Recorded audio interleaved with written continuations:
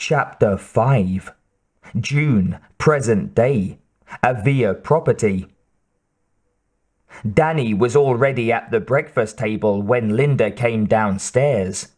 That was unusual in and of itself, but he also looked different. Danny was a good-looking kid.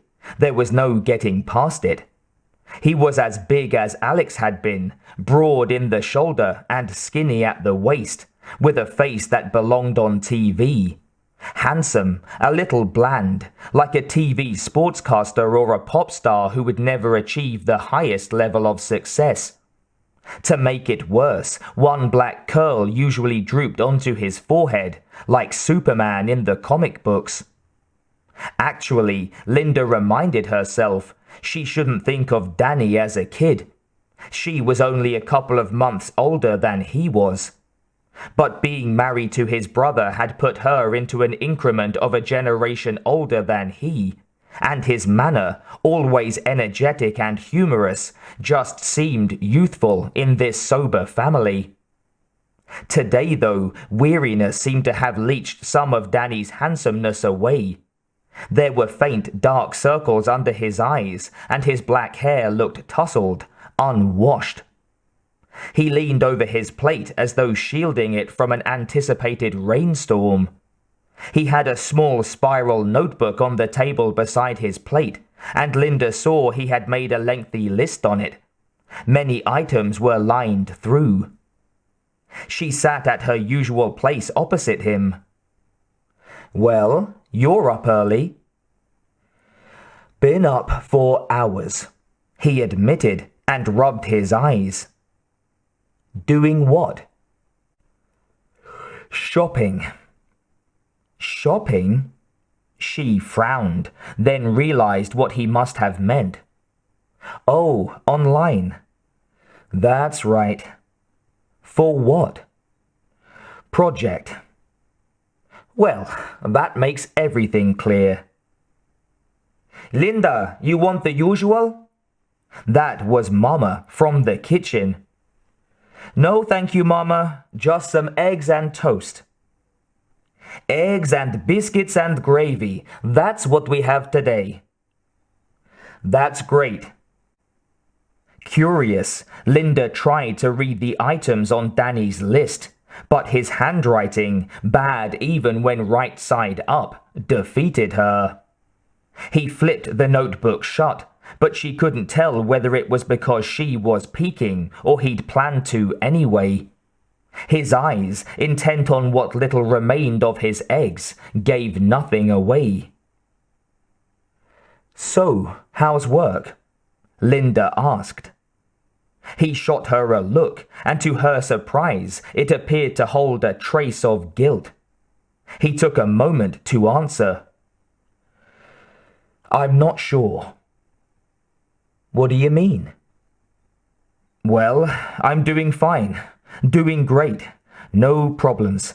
Fixing other people's problems, in fact." He was speaking more quickly than usual. "But you know I work on weapon systems." "Yeah, I know." She suspected, considering stray comments he had made about programming problems, that he worked on high-end targeting systems for comparatively close-range weapons, possibly for Vulcan machine guns or anti-missile defenses. She would never tell him what she'd guessed. She didn't want him to become defensive or feel he needed to be more secretive about his work. "But I wonder, weapons. Put 'em in the wrong hands and people get killed. Our people, I mean. Not the other people. Not the people who are supposed to get killed. Or maybe everybody gets killed, Yeah." Linda revised her estimate of what Danny was doing. All of a sudden, it sounded more like it related to weapons of mass destruction. Maybe nuclear missiles. "But you're going to do your job right. Nobody will get hurt because you've made a mistake. You're like Alex, a perfectionist." "True." Danny stared off into the distance. through house walls and across broad pastures. If I do everything exactly right, nothing will go wrong. Linda felt her throat tighten. Alex had been a perfectionist, but he had been human. He'd made mistakes. One of them resulted in him being found face down in the road, dead of a gunshot wound to his chest. She tried to pry her attention and his from that forlorn memory. You're starting to look like you need a day off. I gotta go. He stood, rocking his chair back.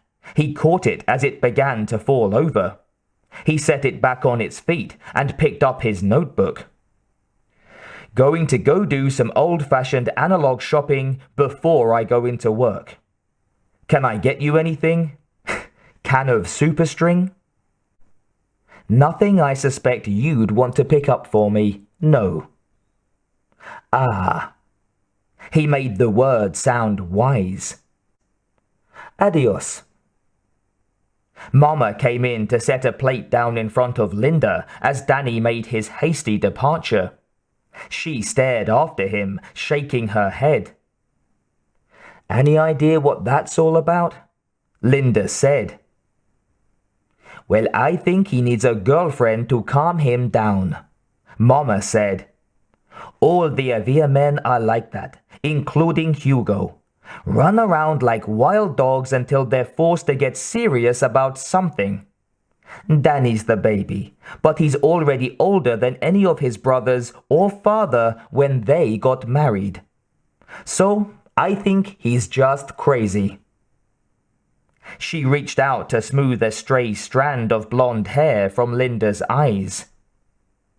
What was it they called it on TV yesterday?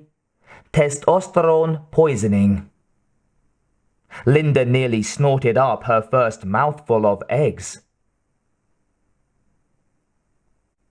The first of the packages from Danny's online shopping binge arrived the next morning, and more arrived the day after that, for each day after that. Normally, Mama Teresa sorted out the day's mail on the dining room table.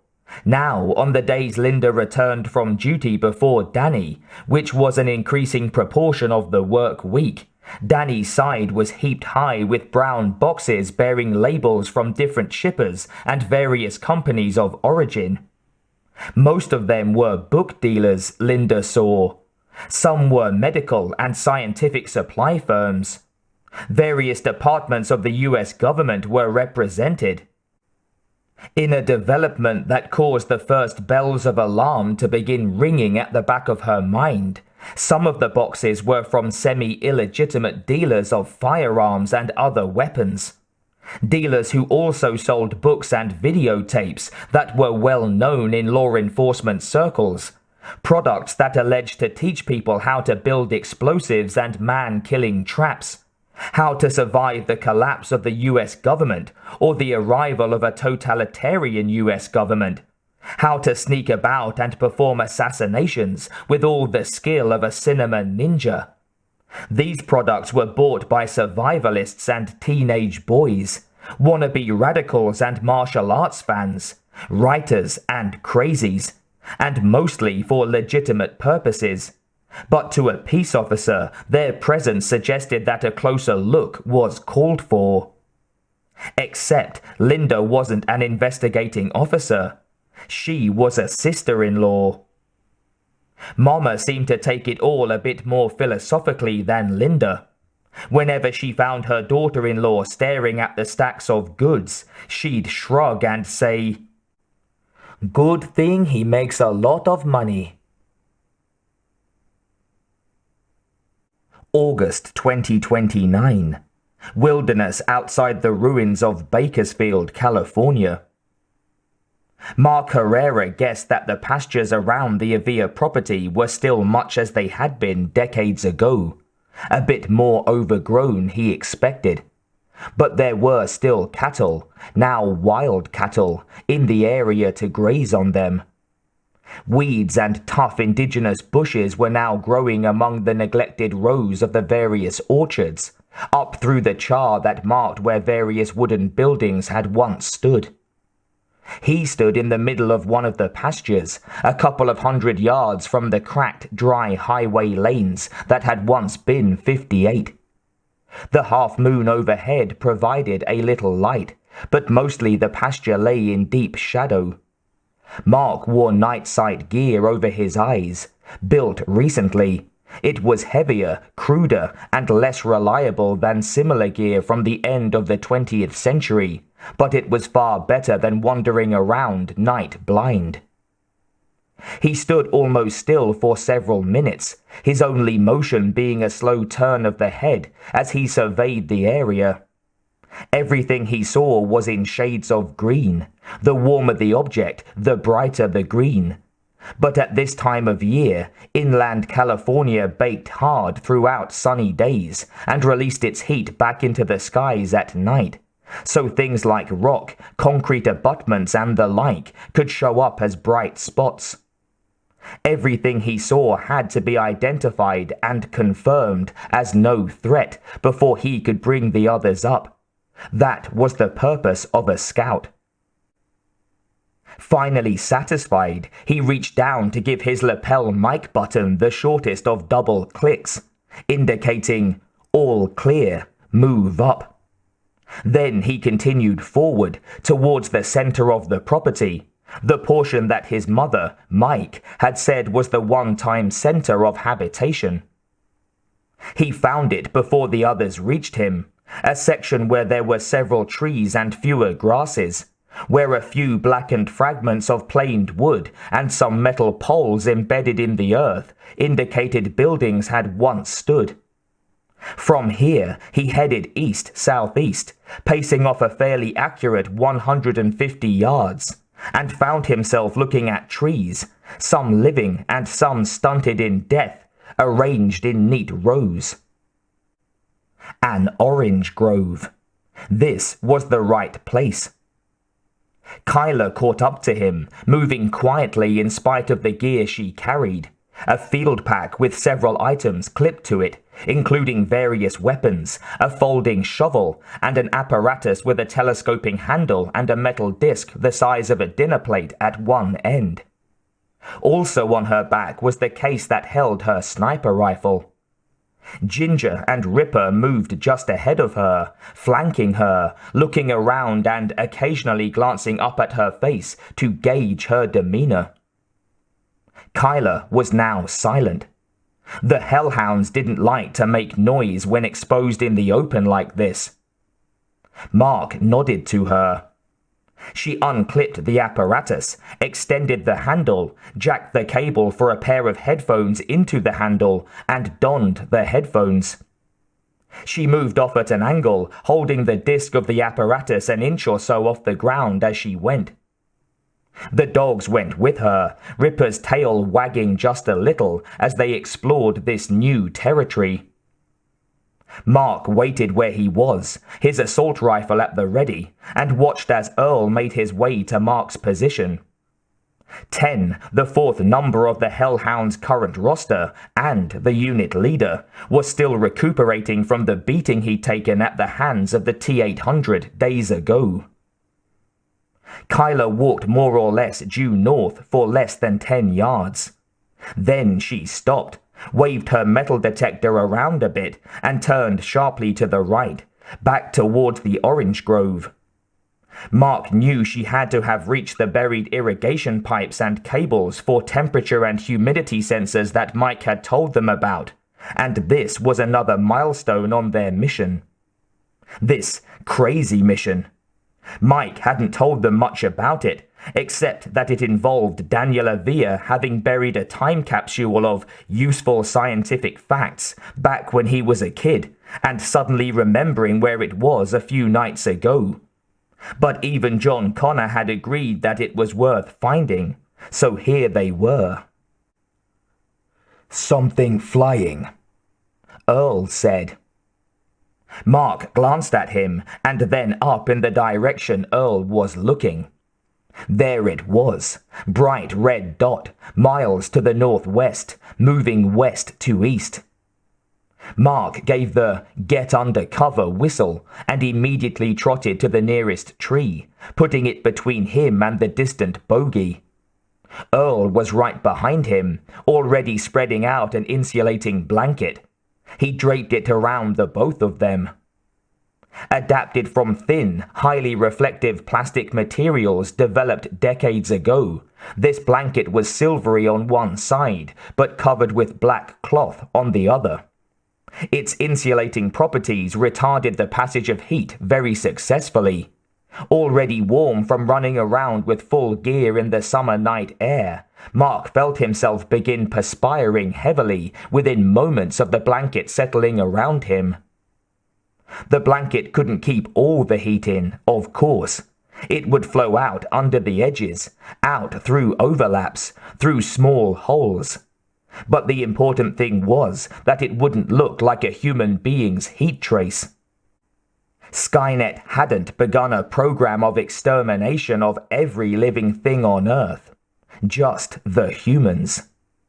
Whatever the flying object was, if it had infrared sensors trained on them, it would see irregular patches of heat that did not match human profiles. Probably. Earl, whose time sense was better than Mark's, poked his head out. "All gone," he whispered. "Back to it." He threw off the blanket. 2 minutes later, Kyla whistled for them. She stood on a spot of grassy earth yards outside the orange grove, the metal detector already folded up and restored on her pack. Her pack was on the ground, and she was now unfolding her camp shovel. Mark and Earl joined her, and they began to dig. The dogs, happy that the humans were doing something new, trotted around, tails high and wagging. 2 feet down, Earl's shovel was the first one to hit something that was not soil. It made a hollow, gong-like noise against a hard surface.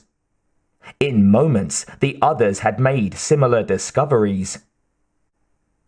They cleared Earth away from 4 circular metal surfaces.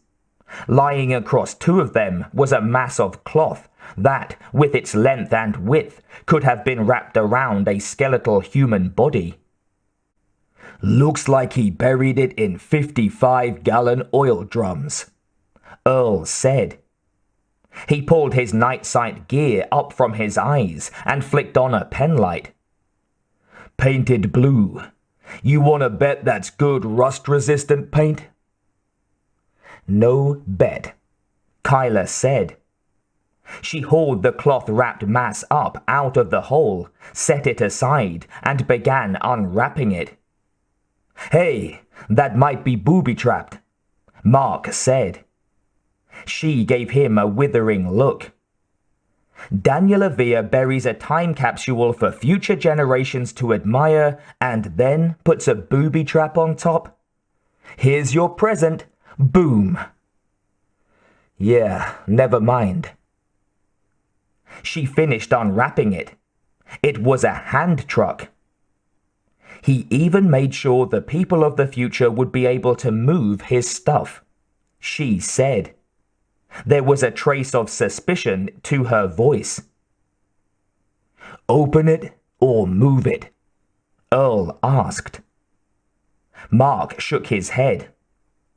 "Move it all back to the transport, then dig into it. We don't want to be caught by a hunter-killer patrol hundreds of yards from our vehicle while we're digging through 20th century pornographic magazines and comic books."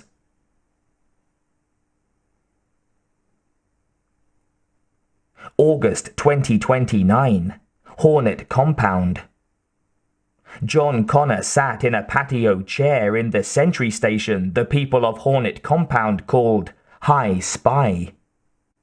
The patio chair, like practically every pre-Judgement Day object still in continuous use, had been extensively refurbished and carefully maintained.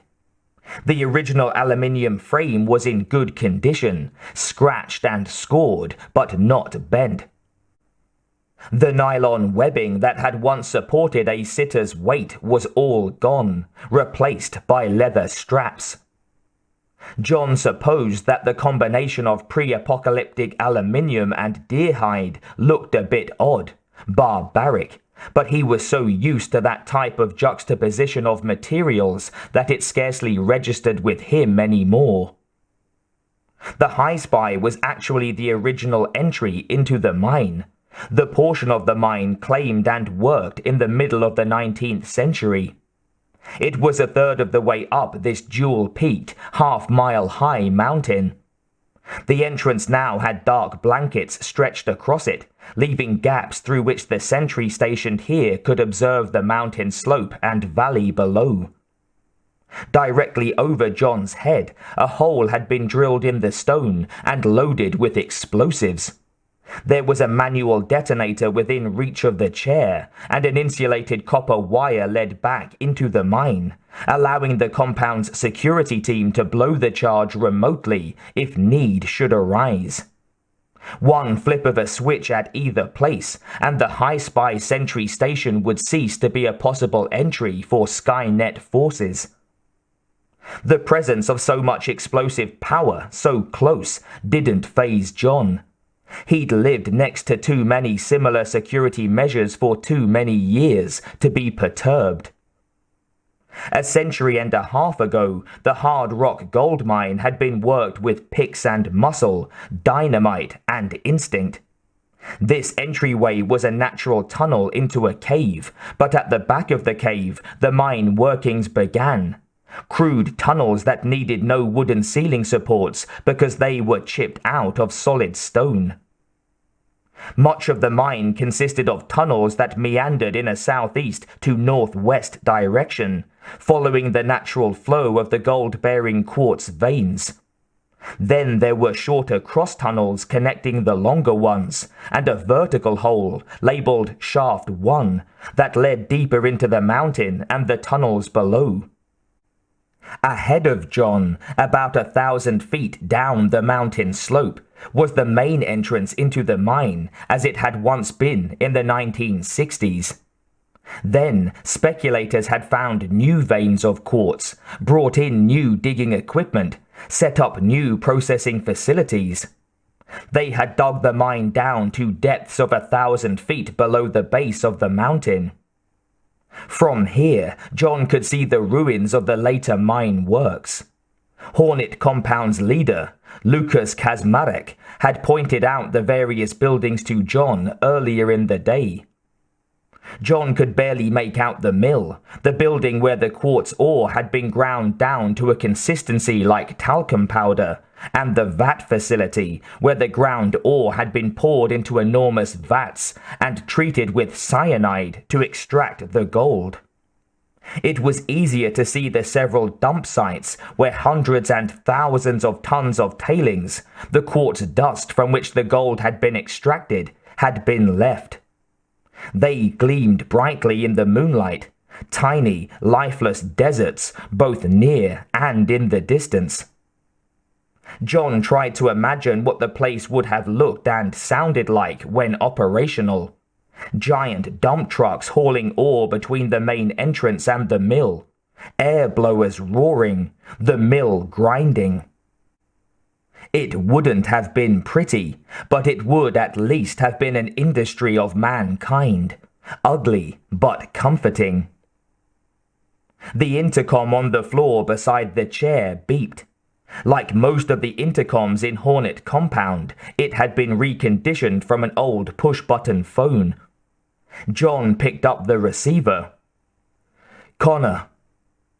"Commander, this is Lucas. We're getting packet radio transmissions from the Hellhounds." John took a deep breath. A month ago, the human Resistance's last communications satellite had been destroyed by Skynet. Since then, radio transmissions between resistance groups had been a more dangerous affair, and teams in the field knew to transmit encoded data packets rather than voice whenever possible, and to leave the area as soon as they could after ceasing transmissions. Radio transmissions were a necessary part of resistance activities, but they were also a beacon for Skynet's forces. "I'll be right down," he said. He hit the button to disconnect and punched 2 numbers. A moment later, someone, a female voice, said, "Cathedral." That was the name of one of the mine's many large open chambers, areas where people could congregate. "This is John Connor. Please tell Sanders that I'm done at High Spy. He can come back up any time." "Will do, Commander." John hung up and took one last look out through the gap in the blankets. The view wasn't all ruined mineworks. In the distance were mountain peaks, stars overhead.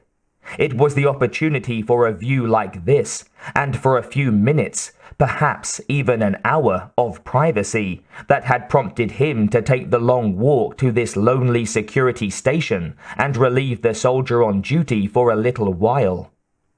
But it was time to go back to work.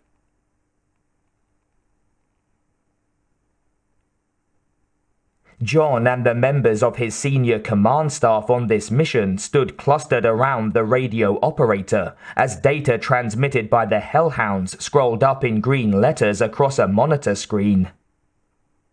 "U.S. Geological Survey publications and printouts," John said. "Plus some geological data from Canada, Mexico, and elsewhere. Complete notes from several nanotechnology conferences," Kate read. "Notes from biology and conservation conferences." Behind her, Tamara Lake bounced up and down. "Yes, yes, yes! Anything about a viral reactor."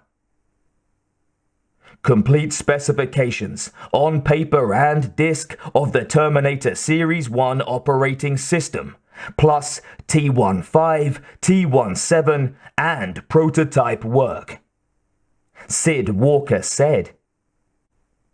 The letters from the screen reflected on his face, making him look like an irregularly shaped terminal.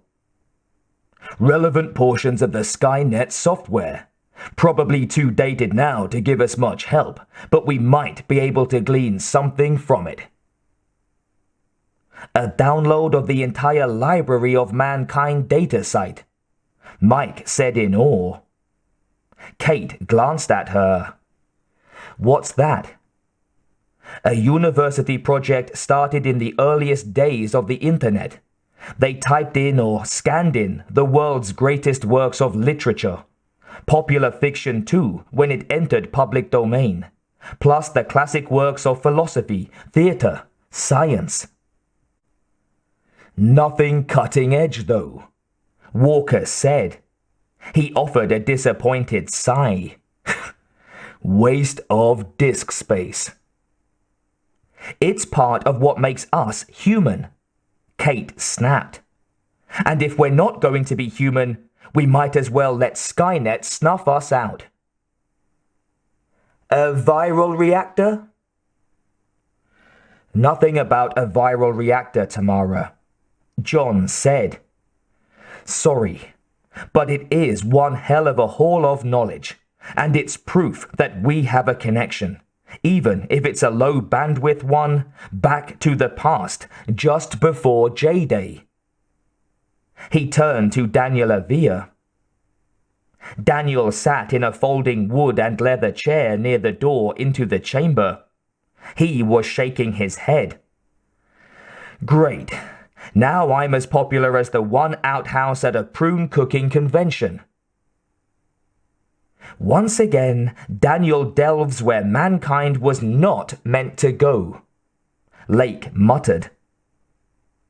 "So, what do you say, Daniel?" John asked. "Are you willing to play with us some more?" Daniel heaved a sigh.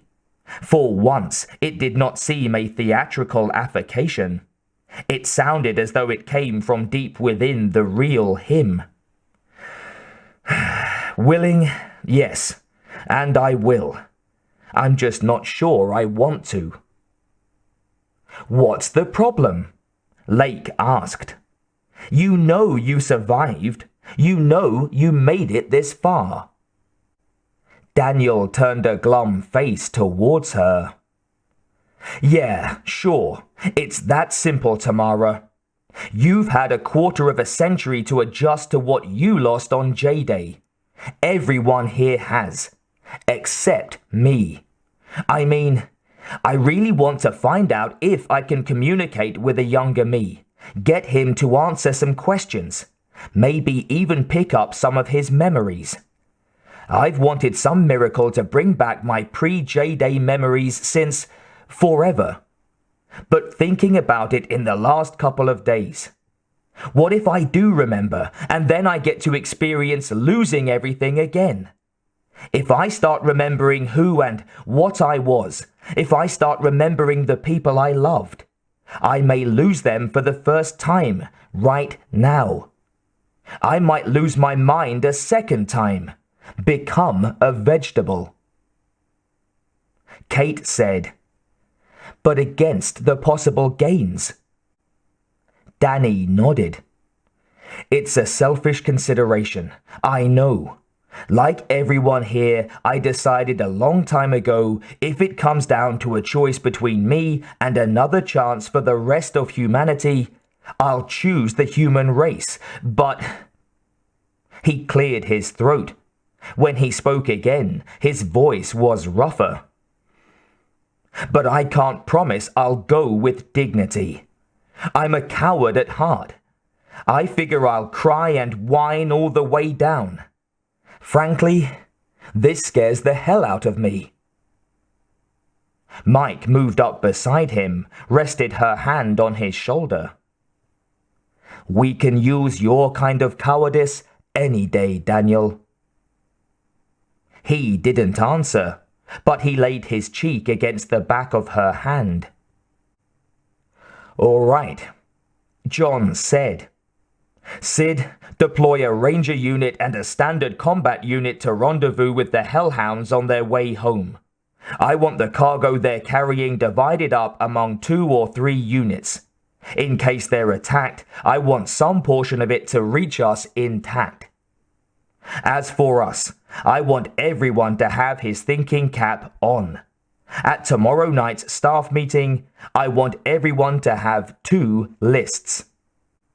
List 1. Things we need, especially information that young Danny might be able to get us via the time capsule.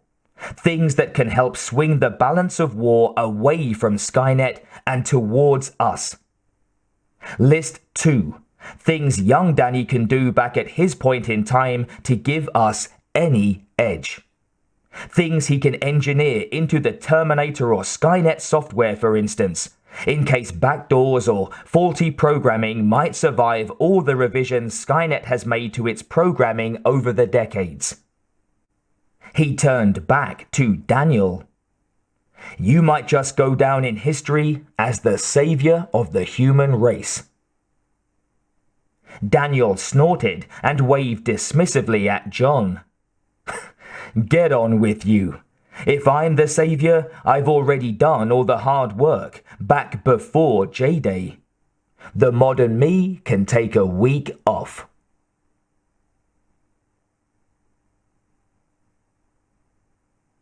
Let's hear what you have, John said. Mike, you're our time travel expert. You go first. Just like school, Mike said. Punished for being the best informed. All right. She tapped a piece of scrap paper on the table before her. It was covered with notes. Many of them, scratched through, were from other staff meetings. As precious a commodity as paper was, it was never used once and then discarded. First thing on the shopping list, whatever we do, if we're to persuade the pre-Judgement Day Danny Avila to do this, we have to convince him of what's to come. Make him understand what's going to happen in the years that he faces. I'm arranging to have a sort of documentary video, sights and sounds of the apocalypse, to play for Daniel when he's in his connected sleep. Maybe we can keep his eyes open for it. Basically, a motivational tool, Kate said. John saw her repress a shudder. That's right. Second, ever since we got the Continuum transporter at Edwards operational earlier this year, we've been facing a question mark. After the first successful launch, when we sent Kyle Reese back to save Sarah Connor, why didn't Skynet destroy the facility? Skynet is bound to have detected the output from the satellite that provides the transporter with its power. It has to have detected the surge from the generation at Edwards, to have detected heat traces back there, and so on. There's no logical reason for it to have allowed the Edwards site to remain intact, to allow us to use it since then. What are you suggesting? John asked. I think the first important thing we should do with this asset is to ensure the assets we already have. I think young Daniel needs to introduce false data into Skynet to convince it that Edwards is not, was not, and never could be a threat to it, regardless of what sort of sensor data it might pick up in the years after J-Day. Waste of resources, said Walker. We already know that Skynet hasn't destroyed Edwards. Therefore, we don't need to go to the effort.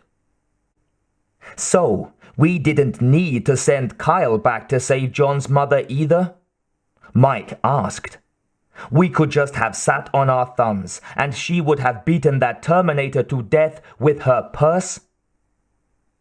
Walker glared at her, not appreciating the sarcasm.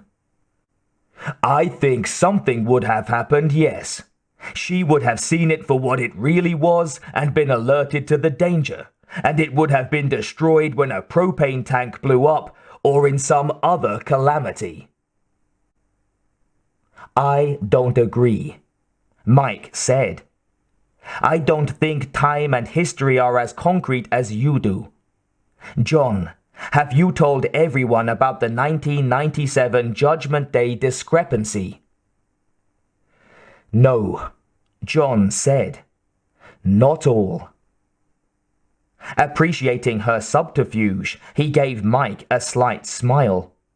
Mike knew that Kyle Reese was John's father. Walker didn't. But she'd come up with a reason for sending Kyle back that Walker would probably accept. I suppose I'd better. You all know that Kyle Reese was able to find my mother-to-be and to protect her from the T-800 sent back to kill her.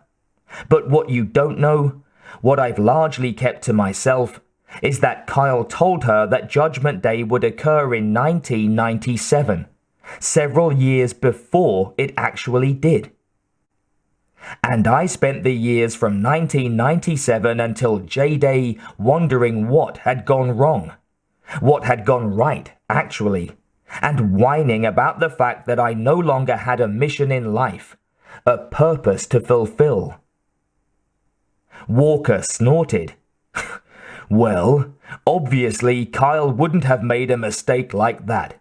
Your mother must have remembered it wrong. You didn't know my mother.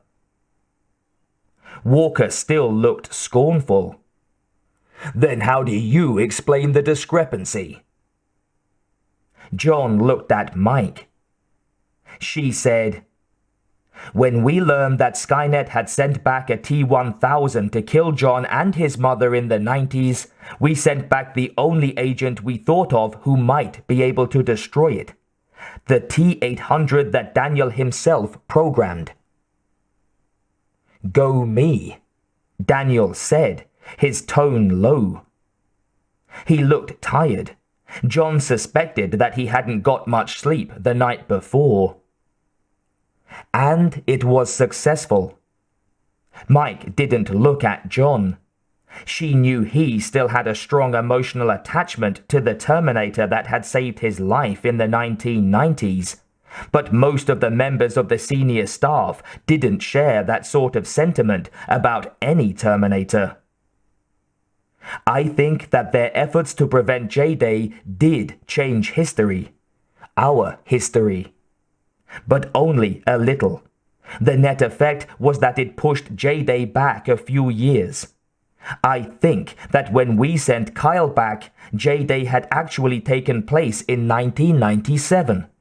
But we don't remember it that way because our history has been revised since then.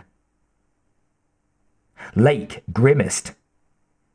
Meaning that we've been revised too. Mike nodded. That's right. One weird idea is that maybe it wasn't exactly us who sent the T-800 back. Not precisely this mix of people. If history was revised, maybe the cabinet of advisors, the crew of technicians that worked with John was different. We wouldn't know. We do know, John said. The TX that was sent back just before Judgment Day was assassinating people who would grow up to become my chief advisors, my lieutenants. The T-850 told me some of their names. Any of you ever know a Jose Barrera, a Bill or Liz Anderson? All around him, advisors shook their heads. John continued, his voice heavy. I suspect that when we planned the Kyle Reese and T-800 time launches, Barrera and the Andersons were here, among you. Maybe some of them instead of some of you. We were probably their friends. But now they haven't existed since the TX went back, and other people have taken their place. Which of you feels like a replacement? Now let's not get too weird, Walker said. He returned his attention to Mike. So, you're saying... I'm saying that we should presume that we're responsible for Edwards staying intact, and we should ensure that it happens. Because if we don't, history may well re-revise itself, unspooling forward from J-Day, and suddenly Skynet blows up the Edwards of 2029 AD, immediately after we send Kyle back. We won't ever have sent back that T-800, so John and his mother die in the 1990s, and history revises itself again. John doesn't organize the resistance, and today, in 2029, only 1 in 10 of us is still alive, and we're living in caves, eating raw rabbit meat, and waiting for the world to end. Kate frowned. So what happens to the us we know? The ones sitting around this table? We're real. Mike shrugged. There are several possibilities. If we assume there's only one reality, one stream of history, then we get edited. Changed earlier than now. What we're experiencing now never happened. We cease to exist. John's a weird case because the events that caused Judgment Day to move back several years from 1997 occurred after he'd been told about the 1997 version. But anything that gets changed before our current state of consciousness, we never recognize as a discrepancy. Or maybe, every time events get changed, a new stream of history gets spun off in a new direction. Maybe the old ones continue on, unaffected. Maybe there's a stream of history where Sarah Connor was killed by that first Terminator, and by 2029, all humanity is extinct. Maybe there's one where Judgment Day did take place in 1997, and one where it didn't take place at all, because our second mission, the one with the T-800, was completely successful.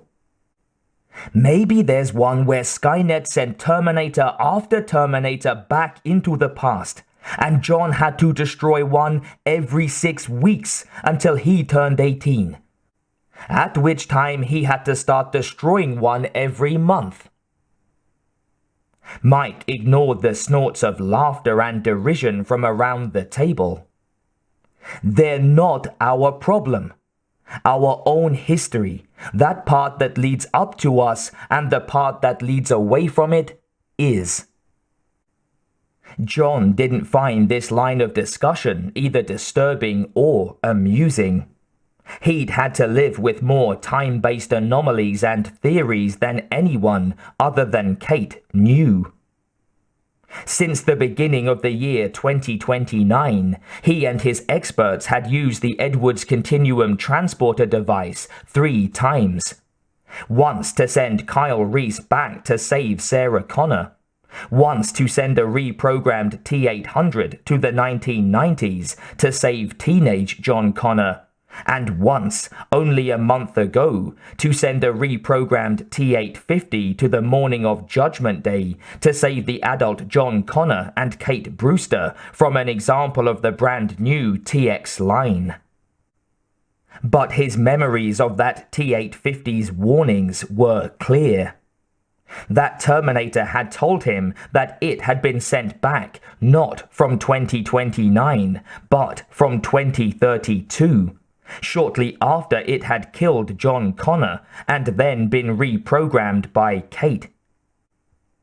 Either something significant had malfunctioned in the Terminator's programming during the launch through time, or some ripple in history's events had changed things once again. The very fluidity of time and history frustrated and confused him, and the notion that he could be edited, his history revised again and again without his being aware of it, was very spooky indeed. Equally spooky was the way the days on the calendar were being crossed off as July 4th, 2032, the day the T-850 had told him he was going to die, neared. If that Terminator was correct, he had less than 3 years to live. Unconsciously, he sought out Kate's hand with his own. "I have an idea," Daniel said, "if you'll allow me to sit at the grown-ups table for a minute." John nodded. "Go ahead." "Well, what can be done once can be done several times. Let's broaden the parameters of this part of the operation a little. What if, instead of making Skynet blind to just Edwards, we get young me to make it blind to a number of cites? Places we can occupy and use as staging areas, unmolested, until Skynet is able to overcome the false data I'd be introducing." "Blind spots," Walker said. Daniel grinned. "Operation Blind Spot." Walker finally relaxed, relenting. "I like it." "Is that it for you, Mike?" John asked. She nodded, but held up her scrap of paper. "Except for a wish list of books and equipment, if we get the chance to do another time capsule." John turned to Lucas Kazmarek, who was in command of Hornet Compound. A burly middle-aged man with an Eastern European stamp to his features, Kazmarek had lost his left arm in the first year after J-Day. He kept his left sleeve pinned up. John had told the others that he'd invited the man into the conversation as a courtesy, since John planned to operate this special mission from this compound. But it had been more than that. Kazmarek ran the compound like a tightly disciplined military unit, ensuring that every one of its citizens knew how to fight. He also wrote procedural manuals distributed to every compound under John's command, teaching people to build and repair weapons. He seemed a likely candidate to join John's circle of advisors someday, and John wanted to see how he handled himself at an advisory meeting. Lucas, what have you got? If we had a complete list of the resources Skynet assumes control of on Judgment Day, Kazmarek said, it might give us new information today about the crucial centers of the modern Skynet's operations. Also, we know that, over the years, Skynet has more or less reduced its infrastructure so that its principal dispatch points for vehicles and Terminators are bases that are very self-sufficient, easy to maintain, a simple matter of conservation of resources. If we had a military evaluation of the bases and the facilities the US government considered low maintenance, we might. So, you're my future friends, Daniel said. There was a wondering tone to his voice. They all turned to look. Daniel was smiling, a less cynical expression than usual, and turning from face to face. Mike's eyes widened. She clapped her hands over her mouth, masking her expression of shock and surprise.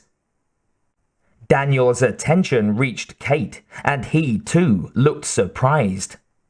Hey, it's the General's daughter, isn't it? Karen. Kay? Kate. She managed.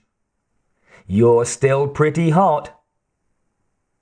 Kate struggled for a response, but Daniel's eyes rolled up in his head and he fell forward, banging his forehead on the table.